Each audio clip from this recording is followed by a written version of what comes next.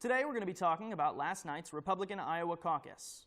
There were 7 candidates in last night's caucus, those being Donald Trump, Florida Governor Ron DeSantis, former South Carolina Governor and UN Ambassador Nikki Haley, con man Vivek Ramaswamy, Springsteenian snoozer and former Governor of New Jersey Chris Christie, who dropped out last week, former Arkansas Governor Asa Hutchinson, and Texas pastor Ryan Binkley. Donald Trump was a clear winner by 51% and 20 delegates, with the Associated Press even projecting his win before 1% of the vote was in. This was the largest margin of victory in the Iowa caucus for a Republican ever. DeSantis came in second, receiving 21% of the vote and 9 delegates, and Haley in third with 19.1 and 8 delegates. Ramaswamy came in fourth, receiving 3 delegates and 7.7% of the vote. Additionally, he dropped out of the presidential race this morning. Unfortunately for all of his young supporters, they will be keeping the right to vote. I know it was going to be a civics test, but we all know they ain't passing that test.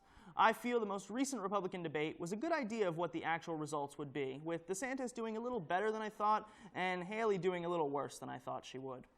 Haley's continued repetition of her new campaign website, DeSantisLies.com, allowed it to be ingrained in the minds of the viewers. It was also solid because she uttered its name during DeSantis' turn to speak, and in our current climate of dirty debating, you're able to talk over your opponent, but especially when moderated by CNN, they'll shut you down fairly quickly, allowing for Haley to slip it in a few times before the moderators told her to shut up. However, upon visiting DeSantisLies.com, you're bombarded with words and video links and no direct quotes to the claims DeSantis actually made. And personally, after watching that word salad of a debate, I ain't reading all that. Also, it got really annoying. However, Haley was the only candidate who seriously addressed the issue of more young single mobs amid the Dobbs decision. Don't get me wrong, Roe v. Wade should not have been overturned, but Haley's take on the matter was probably the least bad one.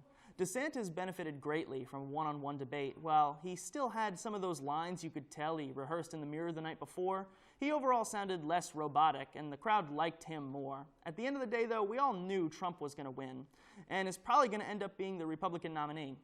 These results changed none of that. I will also concede that the media overhyped this a little.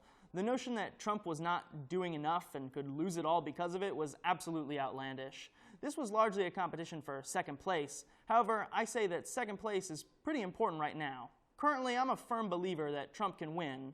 The only way he can't would be if he dies or is taken off the ballot. However, he's 77 years old and has 91 felony counts against him in D.C., Florida, New York, and Georgia. Second place is a pretty good spot to have when the downfall of the frontrunner is semi-possible.